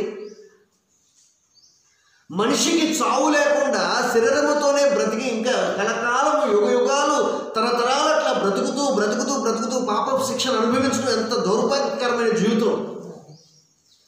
ఆ రోజున దేవుడు ఏదేను తోటలో ఉన్నటువంటి ఆదాముని ప్రేమించాడు కనుకనే ఒకవేళ ఆదాము కనుక ఆ జీవవృక్ష ఫలమును అప్పుడు పాపం చేసిన తర్వాత కోసుకుని తిన్నట్లయితే అదే పాపముతో యుగాలు జీవిస్తూ వచ్చేవాడు. అప్పటి నుంచి ఇప్పటి వరకు ఇన్ని వేల సంవత్సరాలు జీవిస్తూనే ఉండేవాడు ఆదాము. మన ముత్తాత ఆదాము గారిని కూడా మనం చూస్తూ వచ్చేవాళ్ళం. ఈరోజు పాపంతోనే ఉండి ఆ పాపం శిక్షణను నిత్యము అనుభవిస్తూనే ఉండేవాడు. ఇప్పుడు మనం పడుతున్నట్టుగా బాధ ఆయన కూడా పడతా ఉండేవాడు. అలా బాధపడకూడదని దేవుడు మనిషికి ఆయుష్ యొక్క పరిమితిని నియమించి మీరు కొంతకాలం తర్వాత చచ్చిపోతారయ్యా శరీరంతో, మీరు చావకపోతే శరీరరీతిగా చావకపోతే యుగాలు కూడా అట్లా చస్తూనే ఉండాలి, అట్లా అలా బ్రతుకుతూ ఈ పాప శిక్షణ అనుభవిస్తూనే ఉండాలయ్యా అని చెప్పేసి దేవుడు ఆదాముని ఆ జీవవృక్ష ఫలం తినకుండా బయటికి పంపించేశాడు. ఇప్పుడు చెప్పండి, దేవుడు కనికరం లేని దేవుడా, ప్రేమ కలిగినటువంటి దేవుడా? మనం బ్రతికి నిత్యము చస్తూ ఉండటం దేవుడికి ఇష్టమా, లేకపోతే చచ్చి నిత్యము బ్రతుకుతూ ఉండటం దేవుడికి ఇష్టమా? చచ్చి నిత్యము బ్రతుకుతూ ఉండటం దేవుడికి ఇష్టం. ఆమేన్, హల్లెలూయా. అందుకే శారీరకంగా కొన్ని సంవత్సరాలు ఆయుష్ ఇచ్చి ఇన్ని సంవత్సరాలు ఈ ఆయుష్ కాలంలో కొంత కష్టము కొంత సుఖం అనుభవించి చావుండయ్యా, చచ్చిన తర్వాత మీరు ఒకవేళ ఈ చచ్చే లోపల నమ్మి నాకు ఇష్టమైన రీతిగా భక్తి చేస్తూ నా రాజ్యానికి వచ్చినట్లయితే నిత్యము నా రాజ్యంలో జీవిస్తారు. ఆమేన్, హల్లెలూయా. అందుకొరకే ఆదాము ఏదైనా నుంచి బయటికి పంపించాడండి. ఆమేన్. ఎంత గొప్ప ప్రత్యక్షత. హల్లెలూయా, హల్లెలూయా, హల్లెలూయా. వాస్తవానికి నిత్య జీవం అనేది ఆదాముకి ఇవ్వబడింది, కానీ ఆదాము దాన్ని సద్వినియోగం చేసుకోలేకపోయాడు. ఈ మంచి చెడులను తెలియనిచ్చేటువంటి వృక్ష ఫలం తినకుండా జీవవృక్ష ఫలాన్నే కనుక ఆదాము తిన్నట్లయితే నేను అంటాను, ఇక మంచి చెడును తెలియనిచ్చేటువంటి వృక్ష ఫలం తినవలసినటువంటి అవకాశము ఆదాముకు దొరికేది కాదు అంట. ఆమేన్, హల్లెలూయా. ఎందుకు దొరికేది కాదంటే జీవవృక్ష ఫలం తిన్నటువంటి ఆదాము నిత్యము కూడా దేవుడితోనే సహవాసం చేస్తూ ఉంటాడు. ఆమేన్. ఇక అపవాదికి అవకాశం ఇచ్చేవాడు కాదు. ఆమేన్, హల్లెలూయా. అపవాదికి అవకాశం ఇచ్చేవాడు కాదు. అవ్వము కూడా అపవాదికి అవకాశం ఇచ్చేది కాదు. దేవునితో సహవాసాన్ని కోల్పోయేది కాదు. ఆదాముతో సహవాసాన్ని కోల్పోయేది కాదు. ఆదాముతోనూ దేవునితోనూ సహవాసం చేస్తూ ఉన్నప్పుడు ఆటోమేటిక్గా సాతానుతో సహవాసం చేయడం దూరం అయిపోతుంది కదా. సాతానుతో సహవాసం చేయనప్పుడు ఆటోమేటిక్గా దేవుడితో సహవాసం చేస్తున్నప్పుడు అప్పుడు మనకు కలిగేది ఏంటయ్యా అంటే నిత్య జీవమేగా. ఆమేన్. అదే ఏదైనా తోట, అదే భూలోకము మరొక పరలోకంగా మారిపోయేదిగా. ఇంకా పరలోకం అనేటువంటి ప్రస్తావన వచ్చేది కాదు. యేసు ప్రభువు శరీరధారిగా భూమి మీదకి రావాల్సిన అవసరం ఉండేది కాదు. ఆయన శిలువ మీద మరణించవలసిన అవసరం ఉండేది కాదు. ఈ రోజున మనం ఆయన పేరు మీద ఇట్లా భక్తి చేయవలసిన అవసరం కూడా ఉండేది కాదు. నిత్యము ఆ దేవదేవుడితో మనము కూడా కలిసి సహవాసం చేసేవాళ్ళం. ఆదాము అవ్వల వలె ఏ రీతిగా ప్రతిరోజు సాయంకాలము దేవుడు ఆదాము అవ్వలతో కలిసి సహవాసం చేస్తూ వచ్చాడు, మనతో కూడా అదే సహవాసముని కొనసాగించేటువంటి వాడు దేవుడు.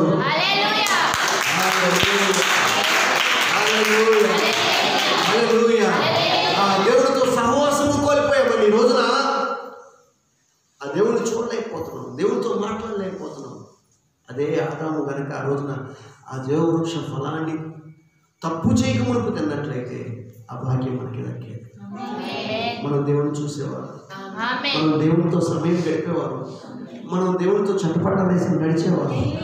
ఈరోజు దేవుడిని చూడాలనే కాంక్ష మనిషికి ఉండేది కాదు. ఎందుకంటే దేవుడే స్వయంగా ప్రతిరోజు మన దగ్గరికి వచ్చేవాడు కదా. ఆమేన్, హల్లెలూయా. దేవుడు ఎక్కడో ఉన్నాడని చెప్పేసి మనం ఖర్చు పెట్టుకోవాల్సిన పని ఉండేది కాదు.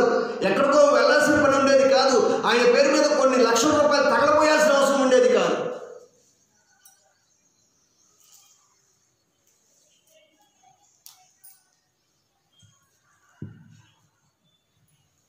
దేవుడు మనకిచ్చినటువంటి సొమ్ముని మనమే అనుభవిస్తూ సంతోషంగా సహవాసం చేసే భాగ్యం దక్కేది. ఆమేన్, ఆమేన్, ఆమేన్.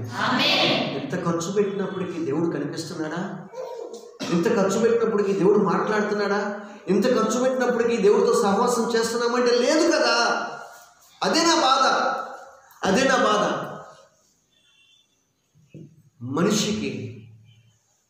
మనిషి కోల్పోయిన దాన్ని తిరిగి ఇవ్వటం కొరకే ప్రభువైన యేసుక్రీస్తు వారి లోకానికి వచ్చారు.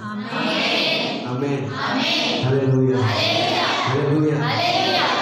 ప్రభువులో ఆయన నమ్మి బాప్తిస్మం పొంది దక్కేటువంటి భాగ్యం ఇచ్చేవాడు. ఆ రోజున ఆదాము కోల్పోయిన దాన్ని మరలా మనం సొంతం చేసుకునే అధికారం దేవుడు యేసుక్రీస్తు ద్వారా మనకి ఇచ్చాడు. ఆమేన్.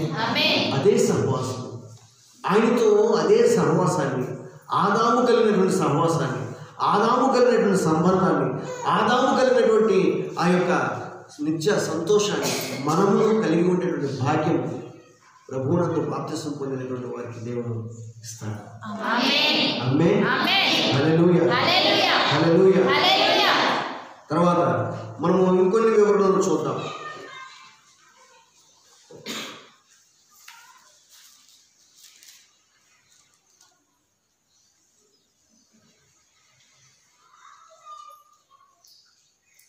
ఐదవ అధ్యాయం యోహాను సువార్త 24వ వచనం.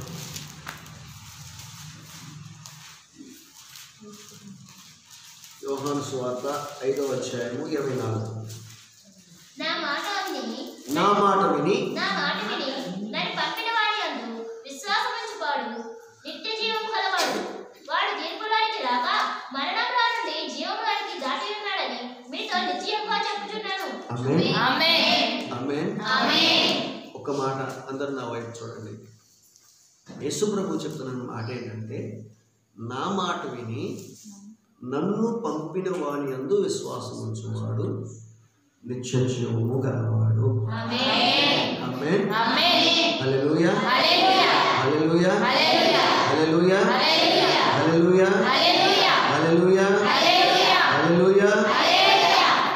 ఆయన మాట విని, ఎవరి మాట? ప్రభువైన యేసుక్రీస్తు వారి మాట విని ఆయన పంపినటువంటి వాడి యందు విశ్వాసం ఉంచేటువంటి వాడు నిత్య జీవము కలిగినటువంటి వాడిగా మారుతాడు. ఆమేన్. హల్లెలూయా, హల్లెలూయా, హల్లెలూయా. నేను ఒక మాట చూపించడం కోసం చూస్తున్నాను, కానీ అది దొరకట్లేదు.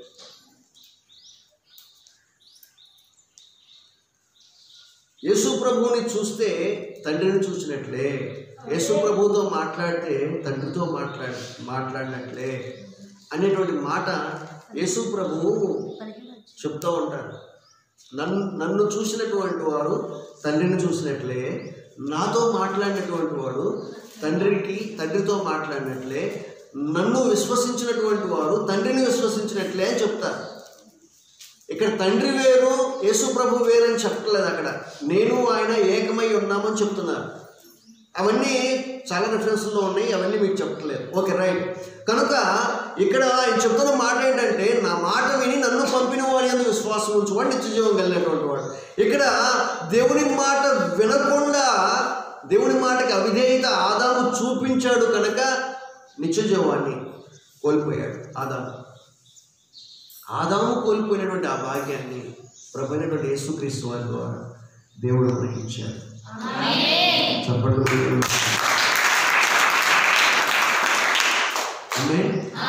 హల్లెలూయా. నేను ఒక మాట చెప్తాను ఇక్కడ మీకు. ఆ మాట ఏమిటయ్యా అంటే, నేను గత కాలంలో మీకు చెప్పానో లేదో తెలియదు. ఓ సేవకుడు నన్ను పిలిచాడు వాక్యాన్ని అందించడం కొరకు. మొన్న ఈ మధ్యనే జీవం పాలెం అని చెప్పేసి పాస్టర్ జోసెఫ్ రాజు గారు, రాజమండ్రిలో పరిచయం చేస్తున్న జోసెఫ్ రాజు గారు ఒక ఏజెన్సీ ఏరియాలో సువార్త ప్రకటించడం కొరకు, సెమీ క్రిస్మస్ ప్రోగ్రాం కొరకు అక్కడ పిలవడం జరిగింది. ఆ రోజున పిలిచిన తర్వాత సాయంత్రం పూట, ఉదయకాలమే మందిరం ఓపెనింగ్ అయిపోయింది, సాయంత్రం పూట ఆరాధన చేస్తూ ఉన్నారు. పాటలు అయిపోయినాయి. ఆరాధన స్థానిక పాస్టర్ గారు ఆరాధన చేస్తారని చెప్పేసి ఆయనకి అవకాశం ఇచ్చారు. ఆ ఆరాధన చేస్తూ ఉండగా స్థానిక పాస్టర్ గారు జోసెఫ్ రాజు గారు ఇద్దరు కలిసి ఆరాధనలో నడిపిస్తూ ఉన్నారు. మిగిలినటువంటి సేవకులు ఇద్దరు ఉన్నాము. మేమందరం కలిసి ఆరాధనలో ఏకీభవిస్తూ కలిసి పాడుతూ దేవుని స్తుతిస్తూ ఉన్నాం. అలా చేస్తూ ఉన్నప్పుడు సడన్గా ఆరాధన మధ్యలో ఉండగా నాకు ఒక ప్రేరేపణ కలిగింది. ఆ ప్రేరేపణ ఏంటంటే ఆరాధన కొనసాగుతూ ఉంది. మధ్యలో ఉండగా నేను అక్కడ కొంతమంది దేవుడు నాకు చూపిస్తూ ఉన్నాడు. వాళ్ళని ఎత్తి మీద చేసి ప్రార్థన చేయాలి, వాళ్ళని ఎత్తి మీద చేసి ప్రార్థన చేయమని చెప్పేసి దేవుడు నాకు చూపిస్తూ ఉంటే నేను సైలెంట్గా చేతులు కట్టుకొని చేతులతో చప్పట్లు కొడుతూ ఆరాధన చేస్తూ ఉన్నా. నేను వెళ్ళ ప్రభు అంటున్నా. ఎందుకు వెళ్ళవయ్యా అంటే జోసెఫ్ రాజు గారు నాకు ఇంకా సమయాన్ని ఇవ్వాల. ఆయన మీరు కూడా ఆరాధన చేస్తారు, పాస్టర్ గారు కూడా ఆరాధన చేస్తారని ఒక మాట నాకు చెప్పినట్లయితే నేను అలా ఆరాధన చేస్తూ మధ్యలో నాకు ప్రేరేపణ కలిగినప్పుడు కాంగ్రిగేషన్ మధ్యలోకి వెళ్ళి వాళ్ళు ఎత్తి మీద చేసి ప్రార్థన చేస్తాను ప్రభు, నాకు సమయాన్ని ఇవ్వలేదు, నా సమయం ఇంక ఇవ్వలేదు కనుక నా టైం ఇంకా రాలేదేమో, నేను ఇప్పుడు వెళ్ళి నేను వాళ్ళ మీద చేసి ప్రార్థన చేయడం వలన అక్కడ ఒకవేళ ఇంకొక రకంగా ఆరాధన నడిపించబడితే ఇబ్బంది అవుతుందేమో, సమయం ఇవ్వకుండా వాళ్ళు చెప్పకుండా నన్ను గెస్ట్గా పిలిచినప్పుడు నన్ను పిలవకుండా నాకు చెప్పకుండా నేను ఎట్లా వెళ్ళిపోతాను, నేను అట్లా చేయను ప్రభు అని చెప్పేసి నేను సైలెంట్గా నా పని నేను చేసుకుంటే నేను వాళ్ళతో పాటు ఏకీభవించి పాట పాడుతూ ఉన్నా, ఆరాధన చేస్తూ ఉన్నా. నేను కూడా ఒక 5 నిమిషాలు గడిచింది. 5 నిమిషాలు ఆరాధన అయిన తర్వాత మరొక సేవకుడు వచ్చాడు. అక్కడ నాతో పాటు ఉన్నటువంటి మరొక సేవకుడు వెళ్ళాడు. వాళ్ళ ఎత్తుల మీద చేసి ప్రార్థన చేసుకుంటూ వెళ్ళాడు. అప్పుడు నన్ను చెంప మీద సార్స్ కొట్టినట్లు అనిపించింది. ఆ సేవకుడికి కూడా అవకాశం మామూలుగా చెప్పలా, కానీ ఆయన కనిపించింది. వెళ్ళారు, ప్రార్థన చేసుకుంటూ వెళ్ళారు, అయిపోయింది. అలా ప్రార్థన చేస్తున్నప్పుడు అరే నేను ప్రార్థన చేసినట్లయితే దేవుడు మరొక కార్యం చేసేవాడు కదా. అక్కడ ఆ సేవకుడు ప్రార్థన చేస్తున్నప్పుడు దేవుడు నాతో మాట్లాడుతున్నాడు, నువ్వు ప్రార్థన చేసినట్లయితే వాళ్ళు పరిశుద్ధాత్మ చేత నింపబడేవాడు.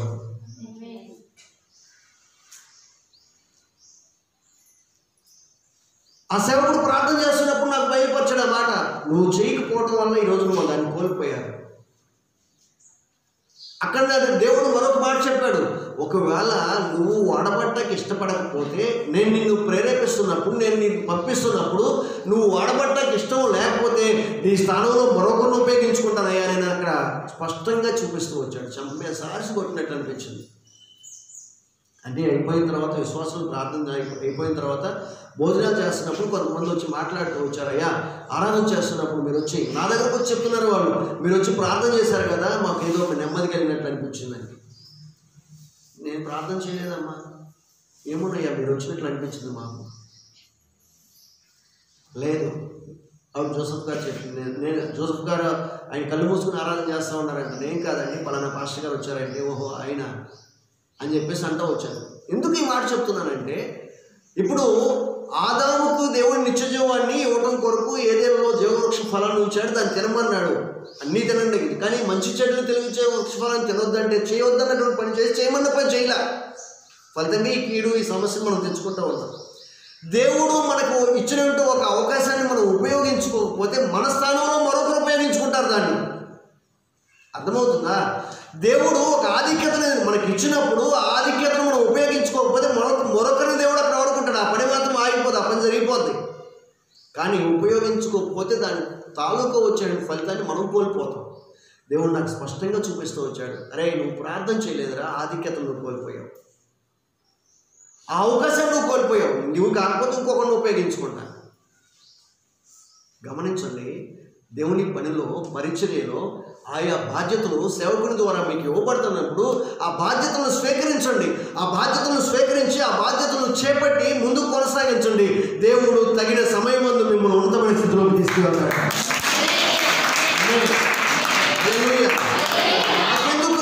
నాకెందుకులే అని చెప్పేసి చేతులు కట్టుకుని ముడుచు కూర్చుంటే నువ్వు పని చేయకపోతే నీ స్థానంలో మరొకరి వ్యక్తిని ఉపయోగించుకుంటాడు. దేవుడి పని ఎక్కడ ఆగదు, ఆయన పని చేసుకుంటాడు. కాకపోతే నీకు ఇవ్వవలసినటువంటి స్థానాన్ని మౌనిక,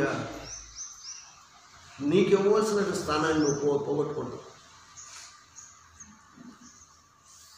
దేవుడిస్తున్నటువంటి ఆధిక్యత శ్రేష్టమైంది, దేవుడిస్తున్నటువంటి స్థానం విలువైంది. దేవుడు నాతో స్పష్టంగా మాట్లాడుతూ వచ్చాడు. ఏమని? మాట్లాడుతున్నప్పుడు లోబట్టు నేర్చుకోవాలి. ఆమేన్.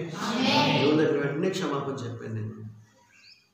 దేవుడు మరొక మాట దాన్ని జ్ఞాపకం చేసుకుని ఎందుకు ఉదయకాలం ఎందుకు గుర్తొచ్చింది, అది గుర్తు చేసుకుంటున్నప్పుడు దేవుడు చెప్పిన మాట మరొక మాట ఏంటయ్యా అంటే, నేను వాడుకునేది నేనయ్యా, నేను మనిషి కాదు. మనిషిని అక్కడ పిలిచాడు. నేను పంపిస్తేనే కదా నేను పిలిచింది, నేను చెప్తేనే కదా పిలిచింది. ఇంకా మనిషినికి అవకాశం ఇచ్చేది ఏంటి? నేను అవకాశం ఇచ్చా. నేను ఇచ్చినటువంటి అవకాశాన్ని నువ్వు ఉపయోగించుకుంటే నువ్వు హెచ్చించబడతావు. మనిషి పిలవలేదు, మనిషి నన్ను ఉపయోగించుకోలేదని నువ్వు ఆలోచన చేయవద్దు. నేను నీకు ఎప్పుడైతే ఆ నడిపించానో ఆ నడిపింపును నువ్వు ఉపయోగించుకో, నేను నిన్ను ఆశీర్వదిస్తా. ఆమేన్. హల్లెలూయా. ఈ ఉదయం ముందు దేవుడు నాతో మాట్లాడిన మాట. ఆమేన్. హల్లెలూయా. అలాగే చేస్తాను ప్రభు అని చెప్పేసి దేవుడితో నేను చెప్పడం జరిగింది. అదే మాట మీతో నేను ఎందుకు చెప్తున్నాను? ఈరోజు పరిశుద్ధాత్మ దేవుడు మరొకసారి ఆ మాటను ఎందుకు గుర్తు చేస్తున్నాడంటే, దేవుని పని చేయడానికి సేవకుడు మీకు అవకాశం ఇవ్వకపోసలా. దేవుని పని చేయడం కొరకు సేవకుడు మీకు అవకాశం ఇవ్వవసలా. మా పేరు పెట్టి పాస్టర్ గారు పిలవలేదు, మమ్మల్ని పిలవలేదు, మాకు చెప్పలేదు, మేమెందుకు చేయాలని మీరు చేతులు ముడుచు కూర్చుంటే ఆ పని మీరు కాకపోతే మరొక వ్యక్తి చేసుకుంటే వెళ్తాడు. కానీ ఆ పనిలో మీకు రావాల్సిన ఆధిక్యత ఫలం మీకు దక్కకుండా పోతుంది. ఆధిక్యతను పొందుకోవడం కొరకు చేయాల్సిన పని, మీకు చేతనైనంత పని మీరు చేసుకుంటారట. ఆమేన్.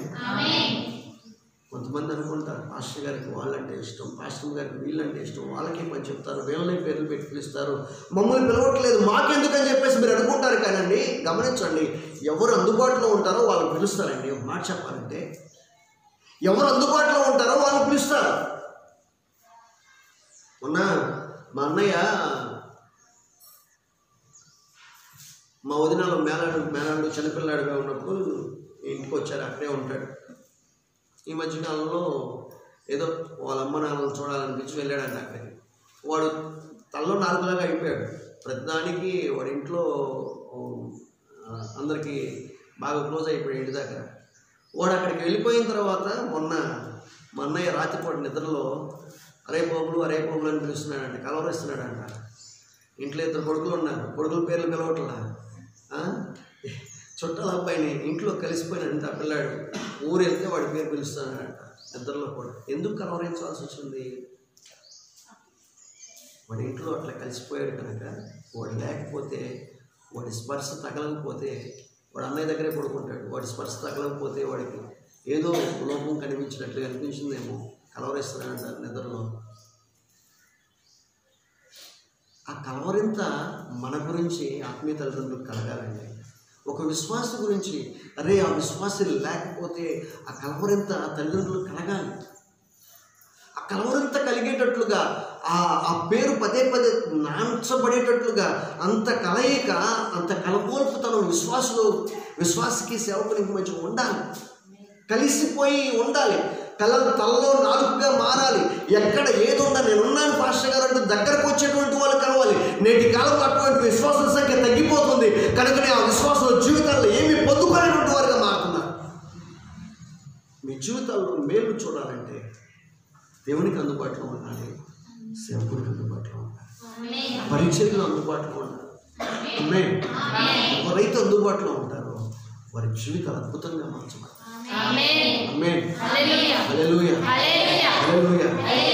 ఈ కొత్త సంవత్సరంలోకి రాబోతుండగా ఆఖరి సంవత్సరం ముగింపులో దేవుడు మనతో మాట్లాడుతున్నటువంటి విషయాలు, దేవుడు మాటకి విధేయత చూపిద్దాం. ఇక్కడ యోహాను సువార్త 5వ అధ్యాయం 24వ వచనంలో చెప్తున్న మాట ఏంటి? ఆయన మాట విని ఆదాము ఆయన మాట వినలేదు, ఇశ్రాయేలు జనాంగము ఆయన మాట వినలేదు. మనము కూడా ఆయన మాట వినకపోతే ఏమవుతుంది? ఆదాము ఆయన మాట వినలేదు, ఏదైనా తోట నుంచి బహిష్కరించబడ్డారు. ఇశ్రాయేలు జనాంగం ఆయన మాట వినలేదు, కనాన్ దేశానికి వెళ్ళకుండా మధ్యలోనే పెట్టలాగా రాలిపోయారు. మనము కూడా ఆయన మాట వినకపోతే ఏమవుతుంది? వాగ్దానం చేయబడినటువంటి నిత్యజీవాన్ని కోల్పోతాం. పోతే పోయింది, నిత్యజీవం అంటే ఎట్లా ఉందో మాకేం తెలుసు, మేము చూడలేదా అని అనుకుంటున్నావేమో. ఒకవేళ నువ్వు చూడనటువంటి ఎన్నో చూస్తున్నావు ఇప్పుడు ఈ రోజుల్లో. ఇప్పటికీ కరోనాకి ముందు కనిపెట్టబడక వ్యాక్సిన్ కనుక్కున్నావులే, ఏదో టెంపరీగా వేస్తున్నాంలే, తగ్గుతుందిలే అనుకుని సంబరపడిపోతున్న దేశాలు తలబట్టుకుంటూ ఉన్నాయి. వ్యాక్సిన్ ఉపయోగిస్తుంటే నానా సైడ్ ఎఫెక్ట్స్ వచ్చి నానా ఇబ్బందులు పడుతున్నటువంటి ప్రజలు. వ్యాక్సిన్ రాకపోగా, సరైన ముందు కనిపెట్టబడకపోగా రకరకాల ప్రభావాలు చూపించబడుతూ మరొక కొత్త ఆ కరోనా సిమ్టమ్స్ చూపిస్తూ ఒక్కొక్క దేశంలో ఒక్కొక్క ప్రాంతంలో రకరకాల వ్యాధుల్ని సమస్యలను పుట్టించబడుతున్న పరిస్థితి. ఎవరు చూసొచ్చారు కరోనా ఇట్లాంటి గడ్డుకోలం వస్తుందని ఎవరైనా ఊహించారా? కానీ పరిశుద్ధమైన బైబిల్ గ్రంథం ముందుగానే చెప్పబడింది. ఆ బైబిల్లో ముందుగానే చెప్పింది దేవుడి రాకడకు ముందు జరిగేటువంటి సిమ్టమ్స్ అన్ని ఎవరో ఒక వ్యక్తిలో రాబోయేటువంటి కాలంలో ఎట్లా ఉంటుందంటే యూట్యూబ్లో ఎక్కడ చూసినా కానీ ఆ వ్యక్తి గురించి ప్రచారం చేసుకుంటూ వెళ్తారు. కానీ జోముకి వెళ్ళినటువంటి దేవుడి గ్రంథంలో చెప్పబడుతున్న మాటల గురించి చెప్పేటువంటి వాడు లేడు. ఒకవేళ చెప్పేటువంటి వాడు ఉన్నా కానీ ఆ మాటలు చెప్పకుండా అడ్డుకుంటూ ఉన్నారు ఈరోజు సమాజం. గమనించండి, సమాజం ఎంత అడ్డుకున్నప్పటికీ ఈ మాటలు బైబిల్లో చెప్పబడినటువంటి విషయాలు జరుగుతూనే ఉన్నాయి. రాబోయేటువంటి కాలంలో కూడా జరుగుతుంది. అదేంటంటే నమ్మి బాప్తిస్మం పొందినవాడు రక్షించబడును, నమ్మనిటువంటి వాడికి శిక్ష విధించబడుతుంది. జోముకి వెళ్ళినటువంటి బైబిల్ గ్రంథం ఇలానే చెప్తుంది. నేను కాదు చెప్పేది, జోముకి వెళ్ళినటువంటి దేవుడు చెప్తున్నాడు.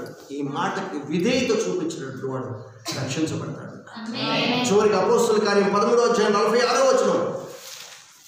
అపోస్తుల కార్యం 13వ అధ్యాయము 46వ వచనం.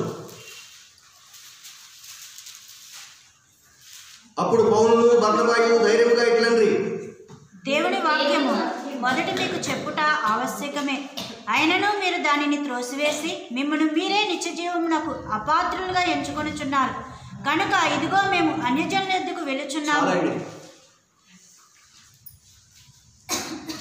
దేవుని వాక్యము మీకు చెప్పటము ఆవశ్యకమే. దేవుని వాక్యం మీ దగ్గరకు వచ్చింది, తప్పనిసరిగా రావటం దేవుని చిత్తమే. అయితే మీరు దాన్ని త్రోసివేస్తున్నారు, అలక్ష్యం చేయుచున్నారు అని ఆ రోజున యోధా జనాంగంతో అపోస్తులైన పౌలు చెప్తూ ఉన్నారు. దేవుని ఏర్పాటు చేసుకున్నాడు ఇశ్రాయేల్ జనాంగంతో అపోస్తులైన పౌలు చెప్తూ ఉన్నాడు, మీరు యేసుప్రభుని సిలువకు అప్పగించారు, యేసుప్రభుని అంగీకరించాల. సరే, ఇప్పుడు ఆయన పునరుద్ధారణ అయిన తర్వాత ఆయన అంగీకరిస్తారా అని చెప్పేసి ఆయన గురించి తెలియపరుస్తుంటే మీరు ఇప్పటికీ ఆయన అంగీకరించట్లా, ఆ వాక్యాన్ని వ్యతిరేకిస్తున్నారు, తృణీకరిస్తున్నారు. ఆ మాట మీ దగ్గరకు రానట్లా, మీ హృదయంలో చేర్చుకోవట్లా. చేర్చుకోకపోతే మేము చేయగలిగింది ఏం లేదు, చెప్పవలసిన బాధ్యత మా మీద ఉంది కనుక మేము చెప్తున్నాం. ఇప్పుడు మేము చెప్పిన మాట మీరు వింటలేదు, మీరు తోసేస్తున్నారు కనుక మేము అన్యజనుల యొద్దకు వెళ్తున్నాం. అయితే త్రోసివేయడం ద్వారా మీరు చేస్తున్నటువంటి సంఘటన ఏంటి తెలుసా? లోకంలో ఉన్నటువంటి ప్రజలు యేసు ప్రభు సువార్త మీ ఊర్లోకి రాకుండా, యేసు ప్రభువుని గురించినటువంటి వార్త మీ ఊర్లోకి రాకుండా, ఈ దేవుని గురించి ప్రకటన చేయకుండా, ఈ దేవుని యొక్క సువార్తను అడ్డుకుంటున్నటువంటి వారులారా, మీరు చేస్తున్నటువంటిది ఘనకార్యం చేస్తున్నాం. మేము సువార్తను అడ్డుకుంటున్నాం, చర్చస్ను మూసివేస్తున్నాం, ఈ దేవుని పని మేము ఆపేస్తున్నాం, మత మార్పుని మేము ఆపేస్తున్నాం అనుకుంటున్నారు. కానీ మారుస్తుంది మతాలు కాదు, మనసు మారుస్తున్నారు. పరిశుద్ధమైన బైబిల్ గ్రంథం చేస్తున్నటువంటి ఏంటంటే దుర్బలమైనటువంటి మనిషి యొక్క జీవితాన్ని మార్చి, మనసు మార్చి, దేవుడితో తెగిపోయిన సంబంధాన్ని తిరిగి మళ్ళా దేవుడితో ఐక్యపరచడం కొరకు చేస్తున్న పని తప్పించి మతము కాదు మార్చేది, మనసును మార్చున్నాం. మతము కాదు మార్చేది, మార్గాన్ని మారుస్తున్నాం. మతమును కాదు మార్చేది, తప్పిపోయినటువంటి దేవుడితో ఉన్న సంబంధాన్ని మారుస్తున్నాం. దేవుడితో సంబంధాన్ని ఐక్యపరుస్తున్నాం. నువ్వు ఈ లోకంలో ఈ సువార్త చెప్పకుండా నీ ఊర్లోనికి, నీ ప్రాంతంలోనికి, నీ ఇంట్లోకి రాకుండా దేవుడి వాక్యాన్ని అడ్డుకోగలవేమో తప్పించి నువ్వేమవుతున్నావు? నీ కుటుంబానికి, నీ రాజ్యానికి, నీ ప్రాంతానికి, నీ ప్రదేశానికి, నీ ఊరికి ఈ దేవుడి వాక్యము రాకుండా అడ్డుకుంటున్నావేమో. కానీ దీనివల్ల నీకు కలిగేది ఏంటో తెలుసా? పరిశుద్ధమైన బైబిల్ గ్రంథం చెప్తున్న మాట ఏంటంటే అడ్డుకునేటువంటి నీవు నిత్య జీవాన్ని అడ్డుకుంటున్నావు, నిత్య జీవాన్ని కోల్పోతున్నావు. మిమ్మును ఈ వాక్యము మీరు త్రోసివేయడం ద్వారా మిమ్మును మీరే నిత్య జీవములకు అపాత్రులుగా ఎంచుకుంటున్నారు. నిత్య జీవములకు పాత్రులు కాకుండా మీకు మీరే దాన్ని తృణీకరిస్తున్నారు. కనుక మీ యొక్క పని, మీరు చేసిన పని మీ మీదకి కీడును తీసుకొస్తుంది. మీకు మీరే ఆ నిత్య జీవాన్ని కోల్పోతున్నారు అని అపోస్తలుడైన పౌలు ఆ రోజు ఉన్నటువంటి ఆ ప్రజలతో చెప్తూ వచ్చాడు. ఈ రోజున పరిశుద్ధాత్మ దేవుడు ఈ మాటలు వింటున్నటువంటి మనతో చెప్తూ ఉన్నారు.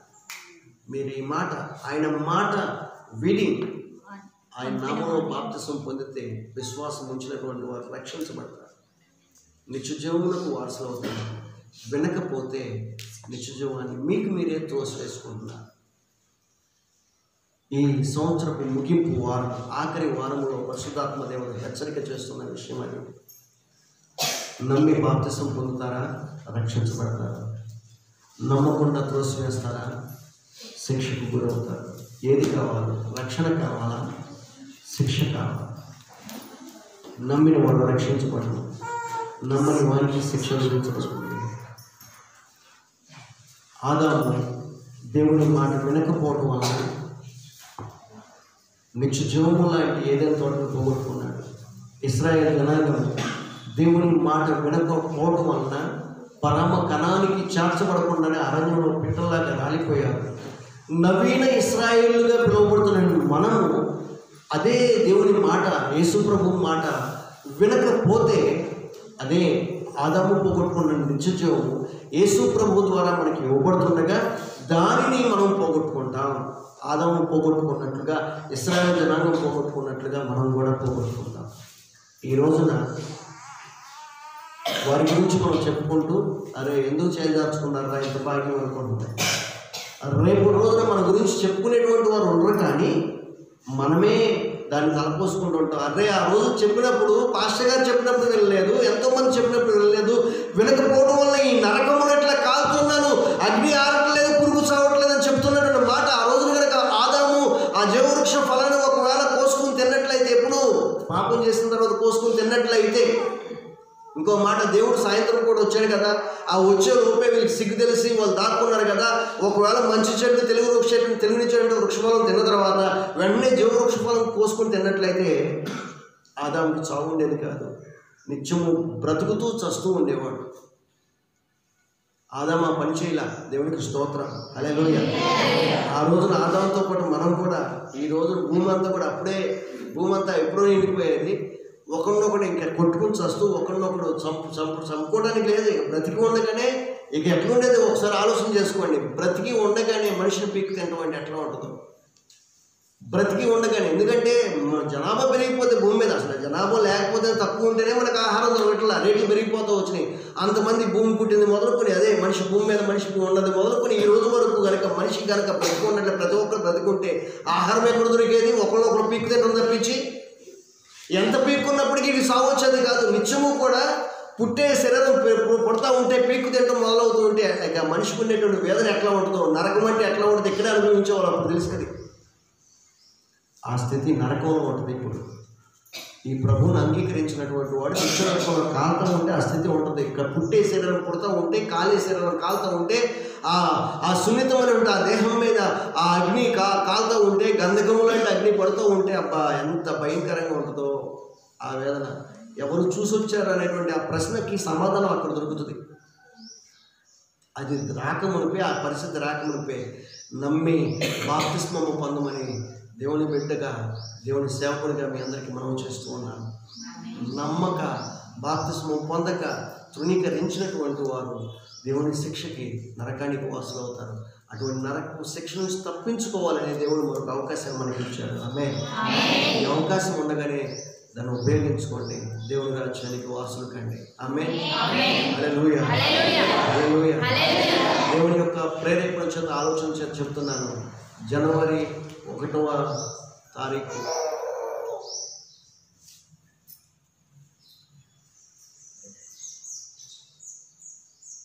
బాప్తిస్మాలకి సమయం ఉండదు కనుక జనవరి మొదటి ఆదివారం ఏ రోజైతే వస్తుందో, బహుశా శనివారం, అదే 2వ తారీఖు వస్తుందేమో, 3వ తారీఖు జనవరి 3వ తారీఖున బాప్తిస్మాలు ఉంటాయి. ఎవరైనా మీ జీవితాలను ప్రభువుకు సమర్పించుకుని కొత్త సంవత్సరంలో నూతనమైన రీతిలో నూతన జీవితాన్ని జీవిద్దాం అనుకున్నటువంటి వారు ఎవరైతే ఉన్నారో వారు బాప్తిస్మాలకి సిద్ధపడండి.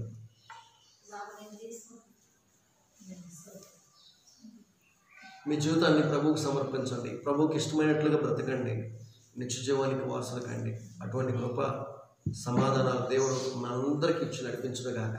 ఆమేన్. దేవుడి మాటలను మన వెనుకల్లో దీవించి ఆశీర్వదించునుగాక. ప్రార్థన చేసుకున్నాం.